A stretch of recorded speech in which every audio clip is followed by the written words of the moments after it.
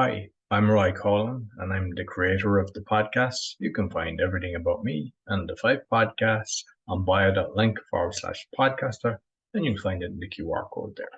I'd also like to thank my sponsors.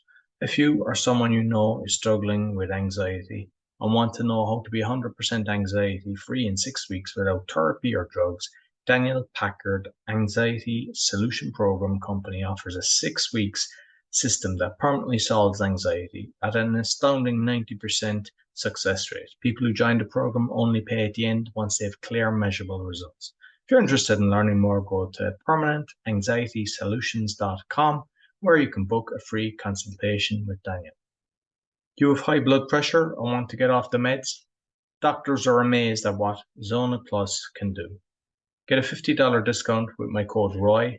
Go to zona.com/discount/ROY and you see the QR code for all my sponsors down at the end. Quality Polish manufacturer of metal products for telecommunication and workshop equipment and other metals. If you'd like a brochure, you see it in the QR code and you just let us know if you would like a quotation shipped internationally and very competitive rates. I hope you enjoyed this week's podcast. Welcome to the Speaking Podcast. You can find all our episodes on speakingpodcast.com. We're also on BitChute and YouTube. You'll find the links in the podcast description. I'm also a podcasting coach because I got 4 other podcasts. You'll find everything on bio.link/podcaster. My guest today, leadership coach, intuitive business consultant, inspirational speaker, best-selling author, founder and CEO of the Inspired Leadership Academy. Please welcome Maria Kellis. Hello, and thank you for having me on your show. It's a pleasure to be here. I'm very excited. Looking forward to this because we've spoke previously, and you might let the listeners know a little more about Maria. Sure. So I have an unusual background. I come from even though now I work with energy and I truly believe in love, and I'm one of those people that you will call the people who put ethics and love and appreciation, humanity first. I come from a very tech background. So I went to school at MIT. My degrees were in mechanical engineering, in product development, and from the Sloan School of Management. So pretty much I was all about tech and money. That's what I cared about. And it was my life journey that kind of allowed me to see a very different part of the world. In 2004, I was confined in a wheelchair, no longer. But at the time, the doctors were telling me that the prognosis was not very good. And I remember thinking, I was in my 20s, I didn't want to be in the wheelchair for the rest of my life. That was kind of the low point of my life because I had just graduated from college, but I didn't have a ton of experience in anything. I was engaged, but my fiance left me when I was in the hospital. It was kind of a really difficult time, very, very challenging, very, very challenging. And it was during that time that I discovered for the first time meditation. And it was simply because for the pain, I was imagining water coming into the fire. That was the pain. So close your eyes, imagine pain as fire, bring water, and it worked. And I was like, I don't know what that is, but I'm doing more of that. And so that was the beginning of my journey into this world of energy. Since then, I've had some tremendous, deep, mystical experiences that have proven to me over and over and over again that this world is, well, there's always a possibility that I'm crazy, but this world is actually part of this world, that I just didn't see it before. And in 2008, I started helping people. It was kind of almost like a miraculous outcome. And I was like, how's that happening? I don't believe in miracles, so there must be a science behind it. So I literally started studying the science of the miraculous, the science of manifesting. How do we understand? How do we produce results? In 2012, I had what they call a near-death experience. At the time, I was working for the government of Greece at the highest levels, for the Ministry of the Environment, advising, even collaborating with the Office of the Vice President of Greece. And when that happened, I had what they call here in the East the bodhisattva experience when I went back hundreds of lives, thousands of years, and I understood what we call here in the East karma. And I was like, huh, I have no idea as a Christian, especially. I was like, I have no idea what that is, but this seems to be real. And so I started studying about that. And so I came to Asia. And since then, I've been traveling the world. I kind of couldn't go back to the normal, quote unquote, life, whatever normal is. I decided to create life. And I truly believe in the power of creation. I'm here as somebody who has created her life in her own terms. I've created a life that makes me happy and those around me happy. I always believe in what I call win-win-win situations. Win for me, win for you, and win for the world. And that's pretty much what I'm doing, what I'm helping people with.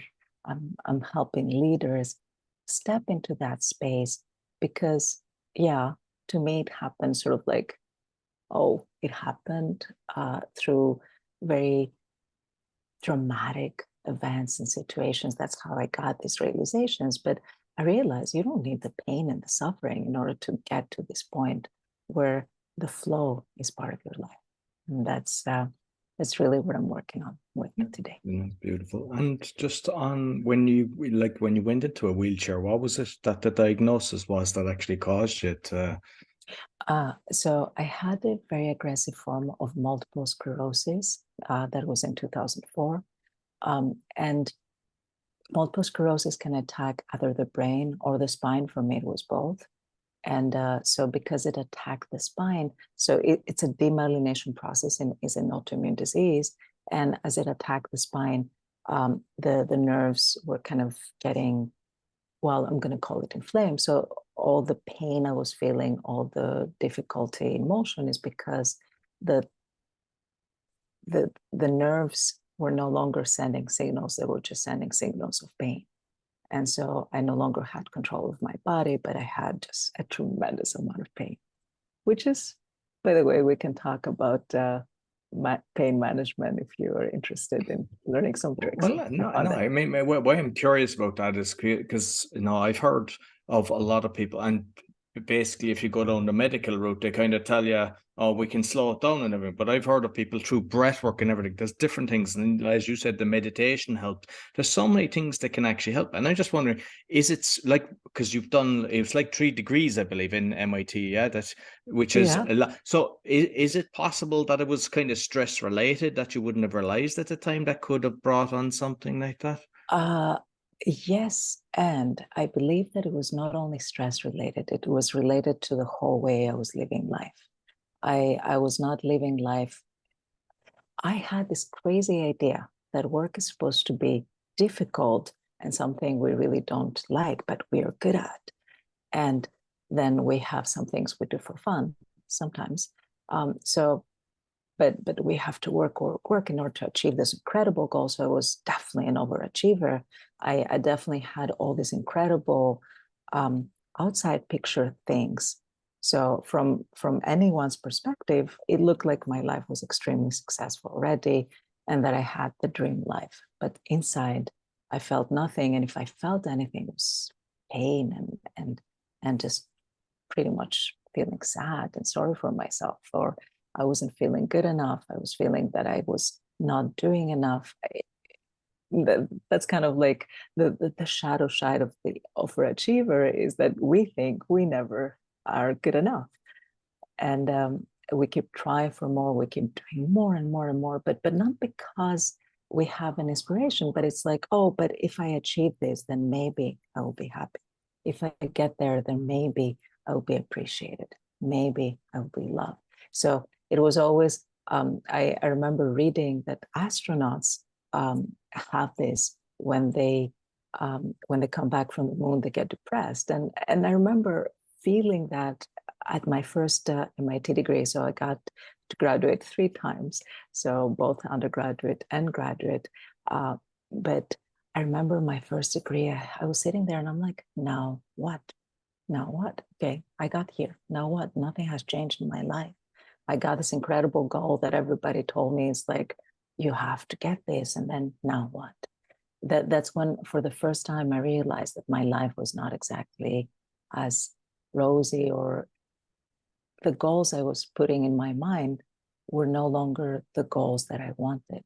So I feel that very often autoimmune diseases are created as a reaction of the body to the life we're living that's not in alignment with who we truly are. And it's almost like our body saying, hey, are you sure?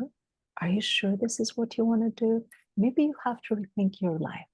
And I also have found, remember I work with energy, that the fastest way out of any disease or difficult situation is truly energy. And I say this in a very broad way, but as we change around us, things change. This is the message of the Tao Te Ching.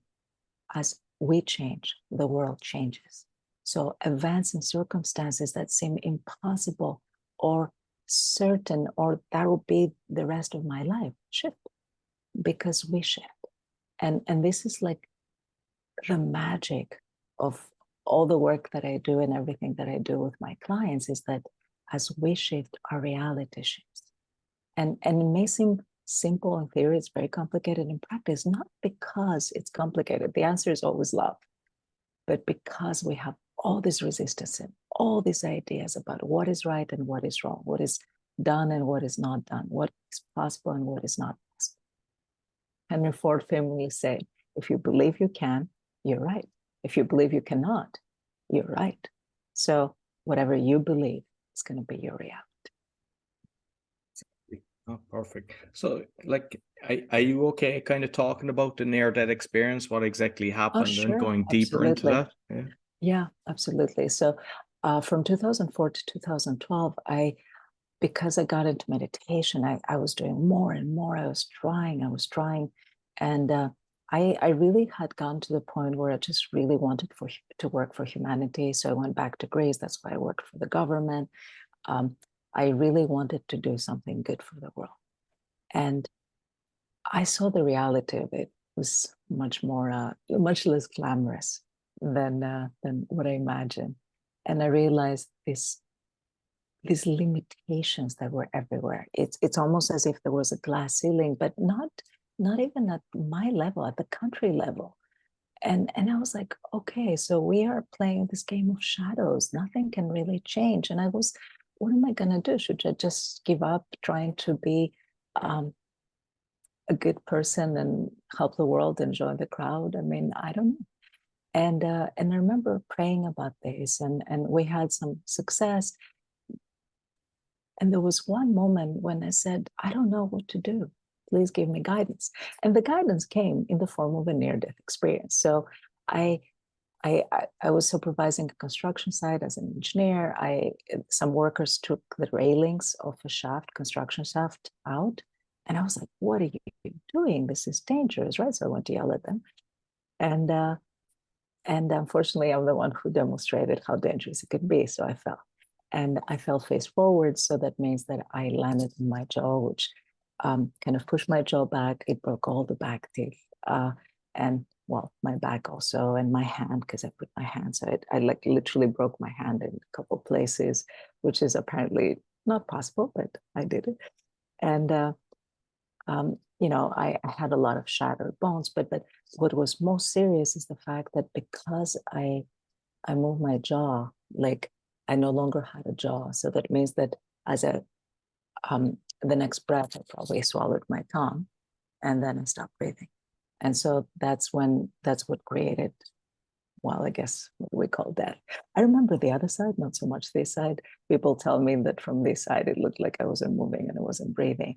And thankfully, one of the workers eventually figured out what to do, which was to pull my jaw and pull my tongue out so then I can start breathing again.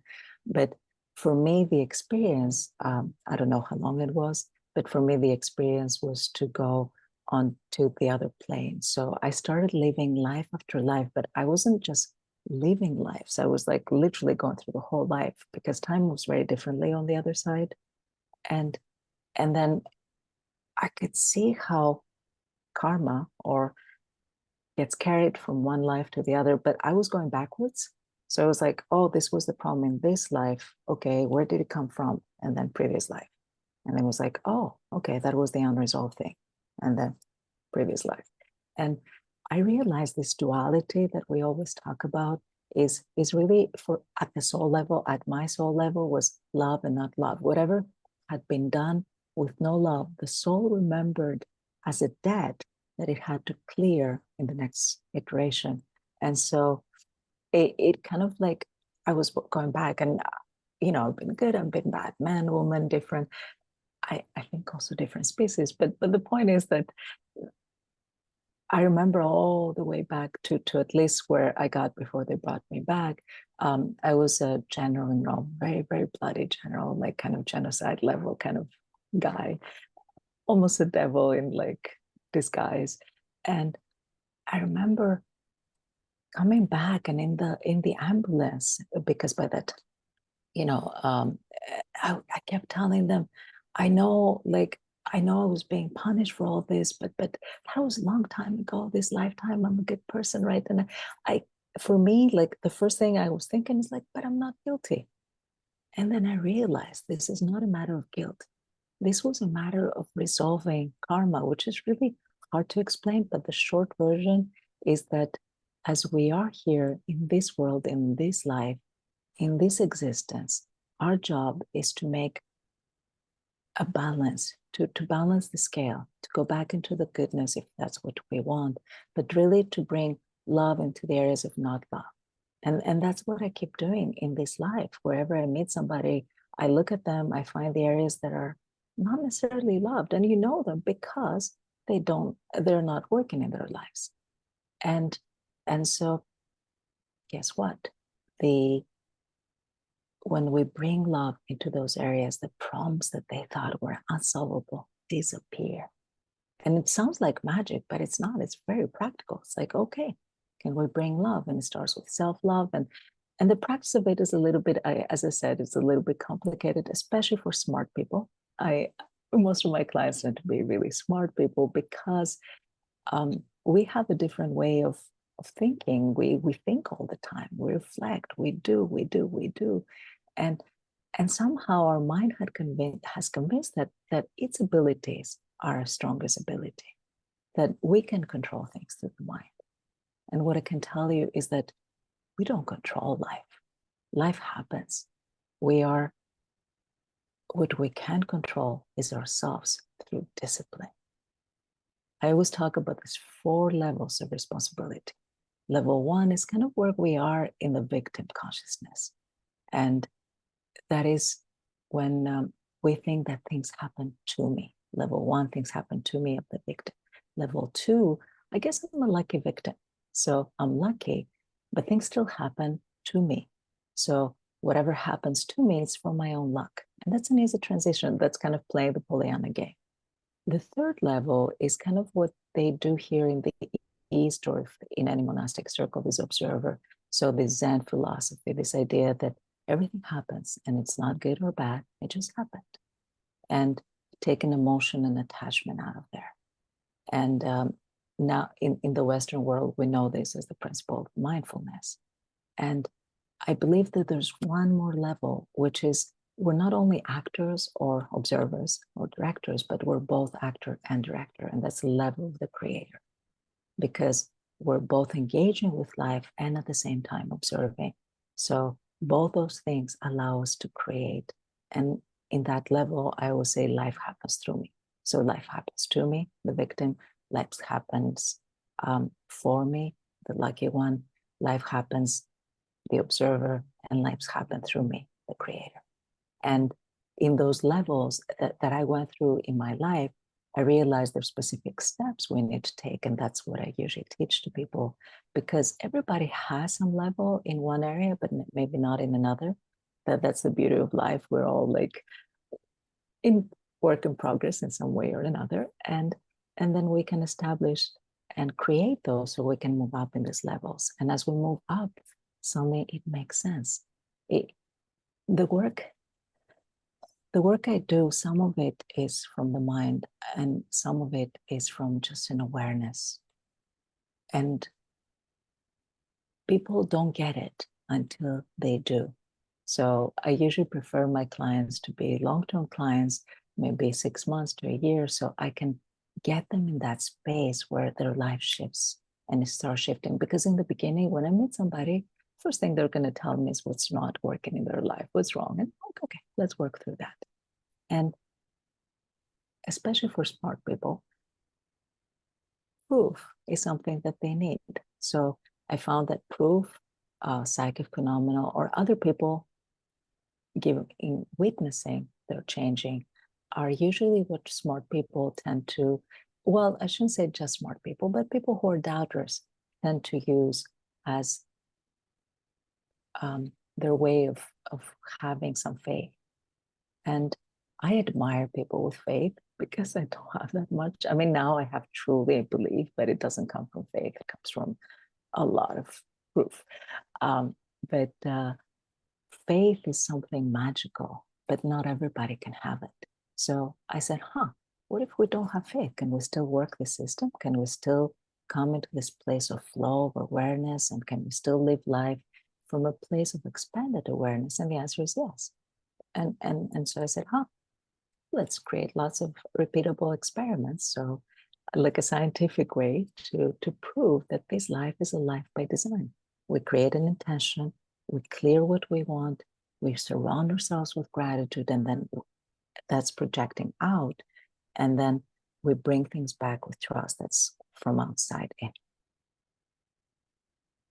Beautiful. I suppose on the opposite side of the spectrum, especially in the last few years, people are living in fear. They're projecting that, they're putting it out there, and that's all they're seeing. They're not seeing love, they're not seeing gratitude. Yeah. Whatever we have inside is what is projected outside. So if inside we have anger and fear, that's what we're going to meet outside. If inside we have trauma, well, unfortunately, that's what we're going to replicate outside. And I speak from experience. The first part of my life until maybe 2012 was kind of stuff from horror movies. It was bad. It was bad to worse. It looked like, how can one person be so unlucky? I literally will tell, I don't understand, why am I so unlucky? But what I didn't understand is that it doesn't matter what we do, it's how we feel that determines our reality. So we cannot cheat the system. If we don't feel real gratitude, and I say gratitude because it's the easy one to start faking, but if we don't feel it, nothing happens. I had a game that I was playing in the hospital. I called it the gratitude game. And I was literally listing things I was grateful for. That was the second time, 2012. So I was again a long time in the hospital, and everything hurt. Oh my God, everything hurt because I had a really bad accident. And I remember I would always start with my eyebrows don't hurt, because they didn't. And that was the easy thing to start. And I have clean sheets because, well, they changed the sheets in the hospital, and my mom was here because my mom was actually the person who was supporting me through that.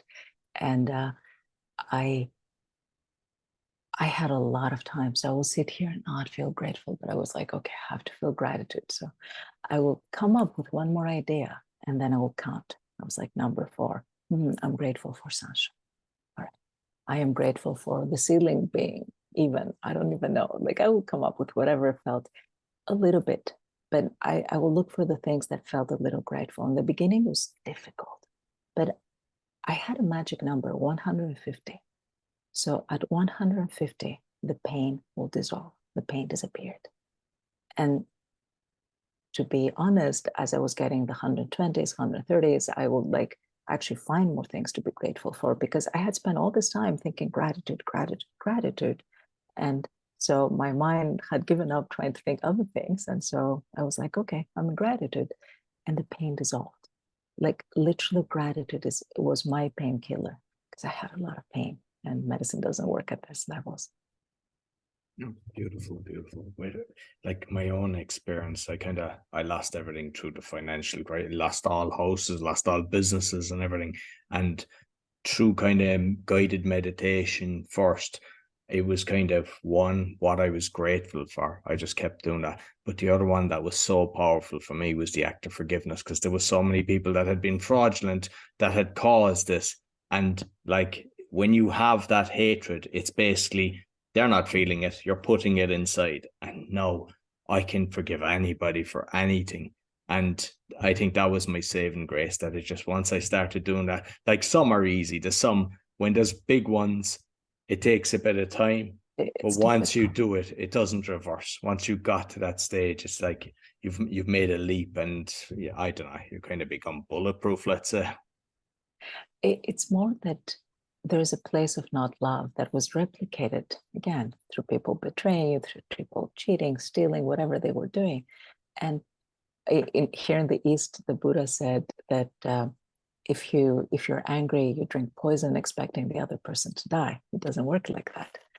And forgiveness is one of those things that I think as humans, we cannot really do. Maybe we forgive ourselves for being in that situation, and we love the other person, because forgiveness implies that we're at the higher level than others, and we're not. We're just loving them.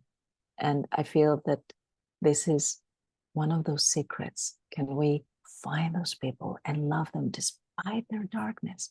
They demonstrated how dark humanity can be. Can I love them anyway? Because they're a part of me and I'm a part of them.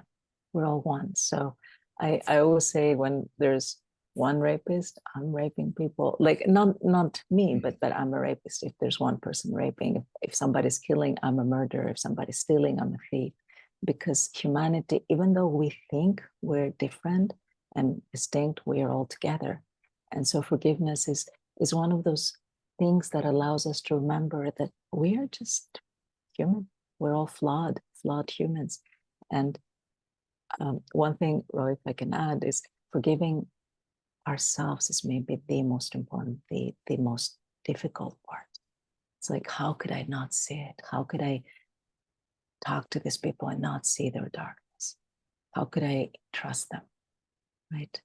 And forgiving yourself for what you did ultimately to cause the situation, because I truly believe that we're responsible for whatever happens. And as we forgive others, we kind of let them off the hook. We're like, okay, I did it, and then I can forgive myself. And then we're like, okay, it happened. And then that's great. Now I can just create something else. And those are the steps in this awareness level, this realization that no matter what, we are okay. We are okay. We're going to be okay. And let me ask you, now, did all the finances, everything that you were hoping for has been restored, hasn't it? Yeah, absolutely. And I mean, I kind of look, and I think most people that you meet that have gone through a kind of a situation in life, no matter what it was, they always, it's your dark moment, but you're grateful for it, because you've become a different person, because your eyes have opened because of it. And like, for me, with, say, the forgiveness, how one of the ways that I did it is, we've unconditional love for a baby. You see a baby and your heart melts, you just look at a baby. So I brought them all back to being the baby. And I said it was external forces that created them, that who they became. It wasn't them being born to come up like that. It was others that had actually done it in their life journey. And by actually doing that, that's why I was able to forgive everybody. That's beautiful. That is beautiful. So I love this idea of the baby, and just loving their greatness, their purity, their what they were born to be, and haven't yet realized. I still believe there's hope for everyone. I never give up on anybody. No, exactly. Unless they attack, then I let them go. And if they come back with love, I'm okay. If not, then they can attack someone else. That's what they need to do, not with me.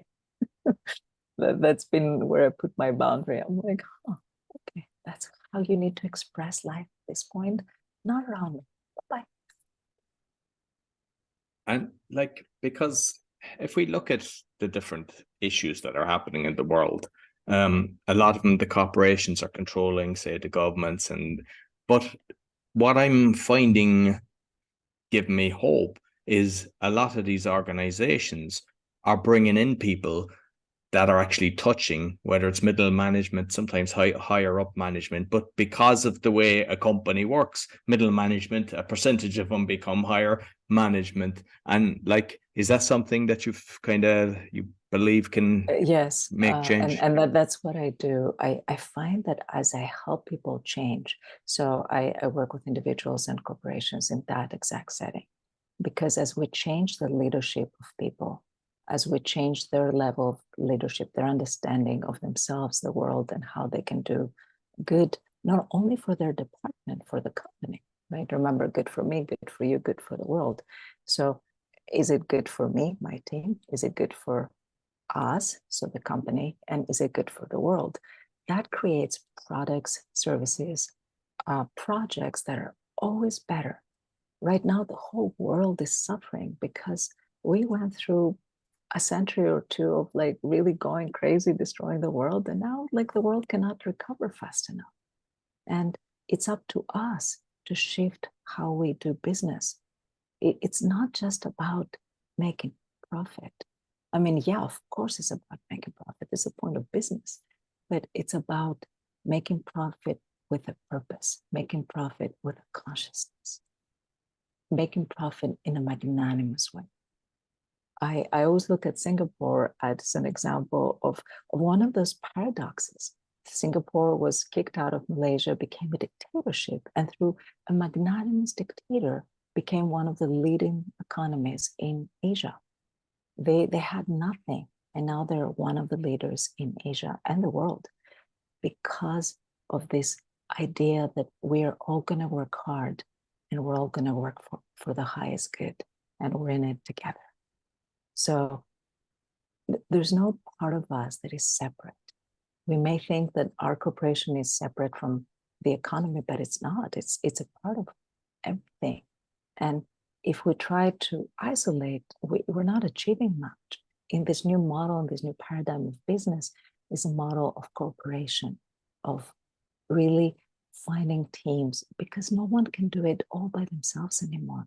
The world is very complicated. Every problem is very complicated. Teams is what achieves, and global teams. So we have to overcome all our prejudices and cultural barriers and even language barriers, because at the end of the day, we're all human and we all have this ability. So I have found that as I help leaders achieve at those levels and really expand their awareness, expand their love, expand their capacity, not only they become successful and definitely rise up in the companies, but their companies become successful. They hold the products that are suddenly becoming the golden geese in the company. They have they create these departments that everybody's looking at, because that is the secret. People are at the key of every organization. And as we help the people themselves, then we truly help the organization and make a tremendous difference. And when, say, you have a leader, the top directors or whatever that are narcissist or ego driven, is there a way to get into them? How we kind of navigate around that? Well, there's two options. If they work with me, I definitely can help them through their trauma, because very often they're not bad people. They just they just have some trauma they're relieving, and then they think the world is attacking, so they're defending themselves. So if they allow me to work with them directly, I think it's super. I'm so happy when that happens, because the higher up I can help, like the organization, the easier it is to change, transform the organization.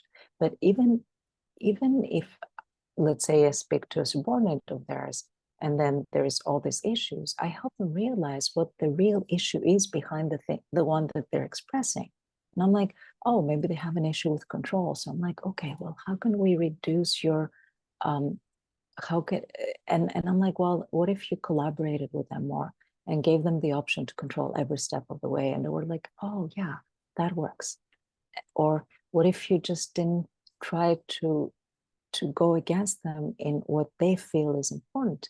So, and then not necessarily not do what is right, but so I'm not saying go from a place of fear, but go from a place of non-aggression. okay, you're right. And how can we make it better? How can we collaborate? How can we merge ideas? So I have found that everybody is is a work in progress. So all we have to do is find their good sides and promote them, encourage them, highlight them, and that not only helps them but also those around them. So, for example, in the example you're asking about the superior person being a narcissist, well, guess what? They're not. I don't believe that there's any broken people. I don't believe that there's unsolvable cases. It's like, why are they displaying this side of their personality? There must be another side that's amazing. Let's find that side and encourage that side to bloom. So we do it by proxy. Beautiful, beautiful. So with people then that have kind of a blockage, they're not in flow. A lot of people, they say income, they can go to a stage where make a load, then they go back, make a load. You know, they don't kind of get momentum. And I hear that a lot. A lot of people experience that. What's kind of the best way to kind of navigate that? This feast and famine is the feast part is showing us the ability that we have. So, what is our potential? And the famine part is really our inner selves that thinks that we're not good enough is going to try to prove to the world that we are not good enough or we're a failure or whatever weird thing we're running. Because we're like an iceberg. You see just the tip, but there's so much underneath. So, if subconsciously we think that we need to fail, well, we're going to fail again and again. And it's almost like we're trapping ourselves in those situations where we are recreating failure after failure. That makes no sense. It's not like we want to fail. It's that suddenly we are in those stages where failure becomes a part of our lives, unfortunately, because we believe that we have to overcome this instead of realizing that we can. So in a very theoretical sense, if you think of a sinus curve, right? It's up and down, like a sine wave, right? So up and down. So things go up and things go down. Things go up and things go down. What I realized over time is, well, can we only go up? Well, yeah, if you switch curves. If you're the same person, you're going to have those up and downs. But if you evolve as a person, as a leader, then you no longer, your down now becomes like the up of the previous version of you. And then from that point, you only have a way up to go. And when you're in your new high, instead of saying, okay, now it's the time for me to go low, you're like, okay, let me reinvent myself. And in that place, I'm going to go into a new stage of growth. It's almost like we're playing with the success and the abilities, but they create incredible realities for the people who are. Because I look at those people who are achieving at the highest level. They always do something more. In this world, there's no static. It's always a movement. So you're either growing or you're dying. So whenever you reach a growth point, that's when you want to go to the next level, because that's when you're still growing. Otherwise, you're gonna crumble. And with your books, then what are you covering in your books? What's the name of the books and what? Because is it 2 books or have you got more? So I have some books from a long time ago, and I'm now currently writing a book about leadership. But the books I have, it was back in the days where I was just creating this science of the miraculous. So I had these recipes for healing, recipes for success, recipes for profitability. As any creator will probably tell you, I'm embarrassed looking back 10 years. I'm like, oh my God, I have to rewrite those. So I'm going to say that maybe the best way for people to look at my work now is to follow me on social media, or to wait in a couple months. The new book will be coming out, and then I will be able to point to a book that I'm a little bit more proud of. But I shouldn't say that because, Like, I mean, what you've mentioned at the start, because just talking to yourself about, okay, what am I grateful for? Like, you know, is that something that was in that book? That's kind of the positivity of like your thought process during that. no, it wasn't. In the past, I was very shy about talking about myself. I didn't want to be, I thought that people were judging me. I was worried about what people thought about me. So I was pretending that nothing happened to me. I had a perfect life. It's only in the last few years that I started overcoming my visibility blocks and also kind of coming to peace with myself. So it's only in the last few years that I finally started speaking about myself. So that's why I'm now writing a book about this, because I went through terrible abuse in my life: mental, physical, emotional, spiritual, sexual. I mean, everything. And I did not want to admit, I was coming from a place of victim, that this had happened to me. So I didn't want to admit that this had happened to me. And it was very raw and vulnerable. And as a healer, I had to heal myself. And they always say, healer, heal thyself. And I feel that the work I have been doing on myself has been to accept me for my limitations, for my mistakes. And I made so many mistakes. And just forgive myself for all the mistakes I made and for who I've become, and just do better next time. So I know it's the theme this year. That's why I'm finally writing. And thank you, ChatGPT, for helping me with the outlines. But so many people keep asking, well, where's your book? And I'm like, I haven't written it yet. I'm working on it. So finally, with ChatGPT, thank you. I'm getting close to being done writing, because it's not only. I realized that my life is not about me. Everything that I have gone through it can be a role model for somebody who's suffering right now, to realize that it's not hopeless. Remember back when I was hurt, when I was in pain, when I thought that life was against me. People literally will say, oh, stop being a victim, or, oh, why don't you do better? Why don't you love yourself more? That was my favorite thing. Why don't you love yourself more? I'm like, if I knew how to do it, I definitely would, but I don't even understand the concept, right? So it was very difficult for somebody like me, who came from, well, so low, to come to a place of love and understanding, and it's recent for me to have this self-love and acceptance. It took me years and years and decades of my life to get here. And some people say, oh, I wish I were younger. I'm like, oh, I love where I am right now, perfect age, because I am not suffering anymore.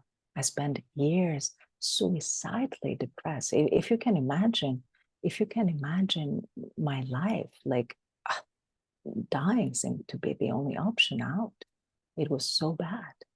So I'm grateful. I'm grateful for the teachings that always reminded me, don't commit suicide. I was one of those people who called, well, at least twice a year, the suicide hotlines, and during the worst times of my life, maybe once a week or once a day, because it was like, okay, I know I'm not supposed to commit suicide, but right now it feels like the best option. How can I get out of that? And I'm so grateful for all the work that these people do to help people who are real crisis to overcome that momentary desire to let go and give up, because it's really about giving up.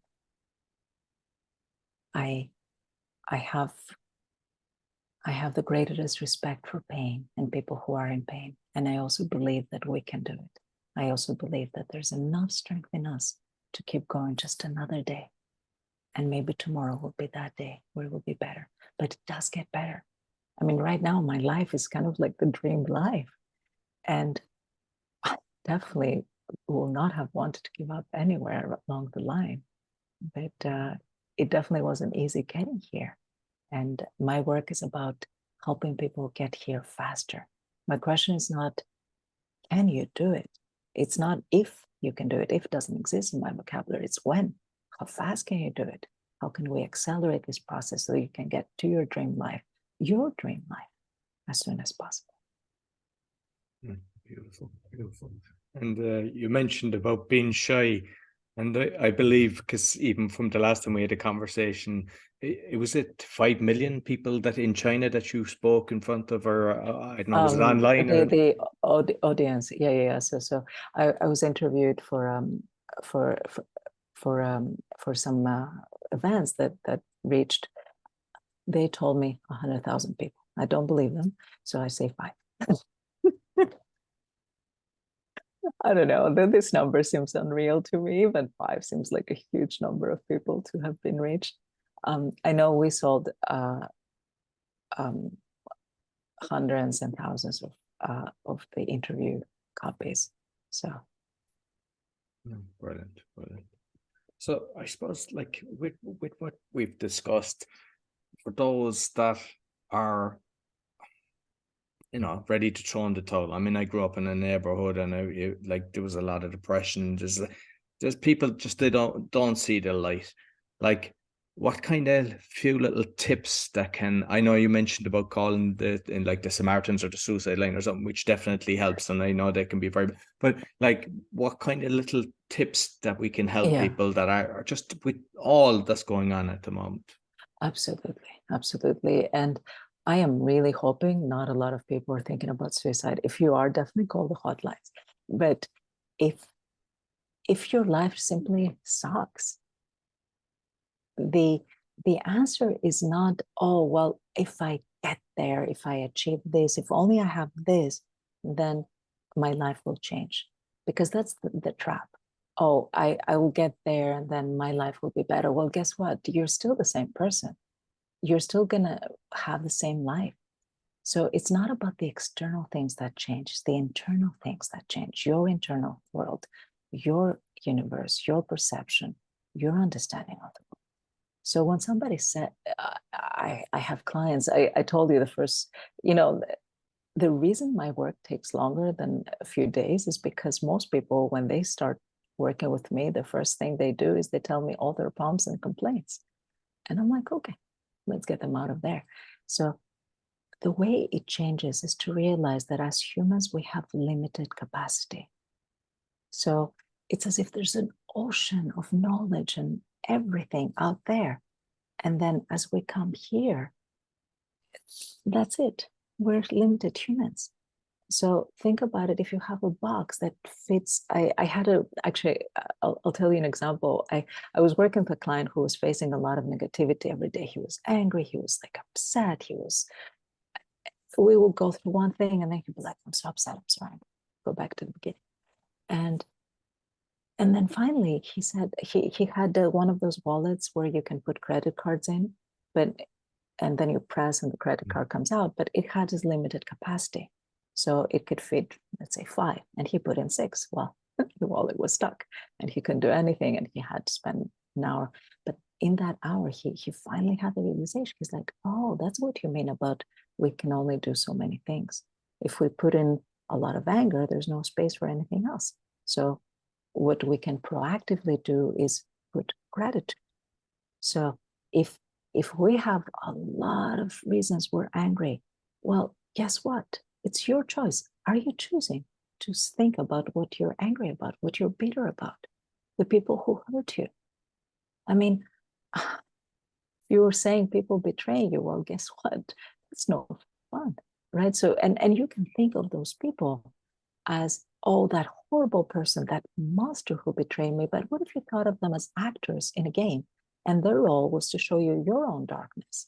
It's like, okay, so that person took money from me, but their role is to take my money. So where am I giving away my money? Why am I feeling obligated to not be abundant? Where's my limitations in abundance? So seeing them as guides, are helpful guides, definitely not the best kind, but the most helpful kind. So all those people that, oh my God, abandoned me. I told you when I was in the hospital, I was so alone. Both times, but in the first time, it was such a shock. I went from having all these friends to all of them disappearing. I remember there was one friend of mine who showed up just to ask me what happened. And that was it. She didn't come to see me because she cared. She came out of curiosity. there were only 2 or 3 people who ever came over and over again who really helped me. And those people I consider my family. And for the rest of my life, whatever they need, I am there for them, right? But there's so few and far between. What happened to the rest of the world that I knew, right? I remember it was so shocking to see that when you're down, people just don't care. They don't want to be there. And I was like, I guess, what does that mean about our friendship? Well, I guess there was nothing.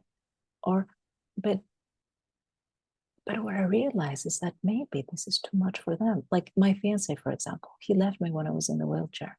He left me because of everything that happened. He literally told me, even if we were married and we had children, I will have left you because I can't handle this. And he came back when I got better. Okay, I couldn't trust him, so we didn't continue, but he gave me a gift. He gave me a gift because he gave me my freedom. And now, like I met him years and years later, and I realized I'm so happy I didn't marry that guy. Thank you for not marrying, for not sticking around.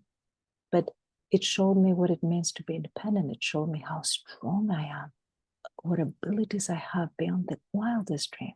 And all this only happened because I was able to overcome these limitations. So those difficult things that are happening are not, so remember the first level is going, this happens to me, to this happens for me. So find ways to be grateful, even for the darkest events and circumstances in your lives. Because that is the trick with our mind. We can play that game. You can call it the Pollyanna game. It's a good name for it.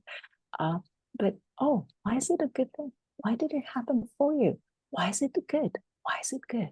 And because you're actively involving your mind to find reasons to be grateful for, well, guess what? Your life will manifest things that you can be grateful for more and more. So it's not about forgiving. It's about realizing that there's nothing to forgive.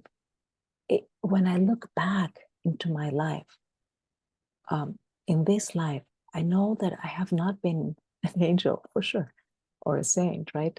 So I've done things to people.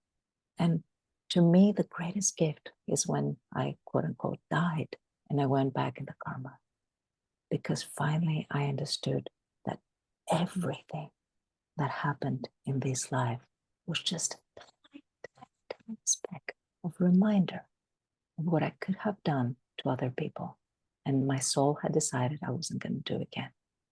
So it's almost as if I came and I said, hey, did you like being raped? No. Okay, great. Let's make sure you don't do that again. Did you like being stolen, having people steal or cheat? No, definitely not. So let's not do that again. So if it happened, for me, it was so intense and so much. If it happens so much, I could either choose to be horrible or a really kind person, but there was no way for me to sit in the middle. So now I can tell you for sure that we can either go one way or another way, but there's no way to stay in the middle. In the middle where you say, well, a little lie doesn't matter. A little theft doesn't matter. A ridiculous example, but I will go to places and if they had a pen, I'll steal their pens. And okay, it's not a big deal, but I was a thief. I stole pens. So I had a place where I just said, I'm never going to do that again. I took lots of pens. I bought, I distributed to people to balance out the karma. And now if this pen doesn't belong to me, I'm not going to take it. It doesn't matter. I mean, people will say, you can go ahead and take it. But if they say, okay, then it's no longer their pen. But if they said nothing, then I'm not taking it.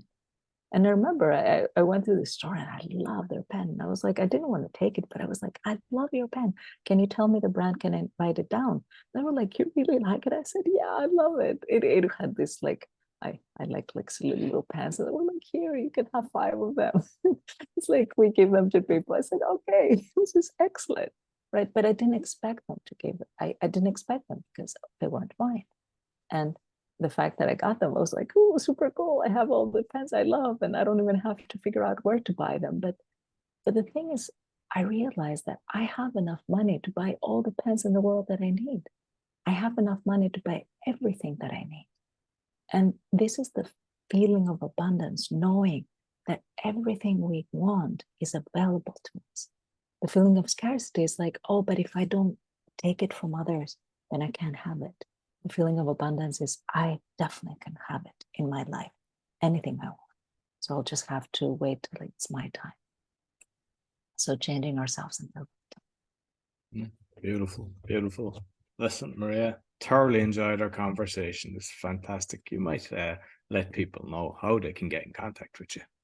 Absolutely. So the easiest way is to find in our website. And I know we're giving a free gift, which is a productivity tool. So it's a series of meditations and texts to help people who are in business and want to be more productive, find a way, not necessarily into the flow, that's a little bit more complicated, but at least to have the flow in their current situations. Because the more they're in there, the better they can respond to life and living a place from a place of creation, not just things happen to me. We're also there's also my website, but you can also send us an email at mariakellis@mariakellis.com. That's MAARIA, so Maria Kellis, that's KELLIS.com, and send us an email, and we will. I still offer this discovery sessions. I also invite people to come and find what is the biggest blockage, what is the thing that they want, the adventure that they want to be in, what is their dream, what is their biggest blockage, and what is the path forward. And I do this for lots of people because I find that it's a gift that I can give that is easy for me, and it seems like magic for someone else, but it's just a conversation. So I invite people to register for those if they feel that I can help them. I would love to help them. I'm here to help humanity, especially after I came back from 2012. Like, if I'm being honest, I didn't really want to come back because there's so much suffering in this world. But I find that the only reason I'm here is to help humanity and to help people and to give more love, to bring more love, to bring more light into this world. So you're giving me a gift by letting me help you, because by letting me help you, you're being helped, and I'm also fulfilling my purpose. Yeah, beautiful, beautiful. So I'll make sure I'll put the links both on the audio and the video, and with the email I'll put a bracket around it, because otherwise you'll be spammed with all the way the bots work and everything. So I'll make sure that doesn't happen. Absolutely. So thank you very much, Maria. Oh, thank you so much, Roy, for having me. Thank you for inviting me. It's a great honor to be here. Thank you. So that's all for the Speaking Podcast. You'll find all our episodes on speakingpodcast.com. As mentioned, we're on BitChute and YouTube, and my further podcasts, along with the coaching, can be found on bio.link/podcaster. Sure to give us a thumbs up, 5-star rating, share with your friends. Until next week, take care. So I hope you enjoyed this week's podcast. You'll find everything about me on bio.link/podcaster with all my podcasts, and you'll find it, you see in the QR code in the graphic that's shown. I'd like again to thank my sponsors. So if you or someone you know struggling with anxiety and want to know how to be 100% anxiety free in 6 weeks without therapy or drugs, Daniel Packard's Anxiety Solution Program company offers a 6-week system that permanently solves anxiety at an astounding 90% success rate. People who join the program only pay at the end once they have clear, measurable results. If you're interested in learning more, go to permanentanxietysolutions.com, where you can book a free consultation with Daniel. Do you fight blood pressure and or want to get off the meds? Doctors are amazed at what Zona Plus can do. You can get a $50 discount with my code ROY, zona.com/discount/ROY. And you'll see it in the QR code as well as Daniel's QR code. Quality manufacturer of metal products for telecommunication and workshop equipment and other metal materials. You see the brochure there in the QR code, and let me know if you would like a quotation, shipped internationally at very competitive price. I'd like to thank all my sponsors and also all my listeners. Be sure to give me a thumbs up, 5-star rating, share with your friends, really helps. And I also have a video on how to give a 5-star rating, because a lot of people have wrote to me asking me that they don't know how to do that. Until next week, take care.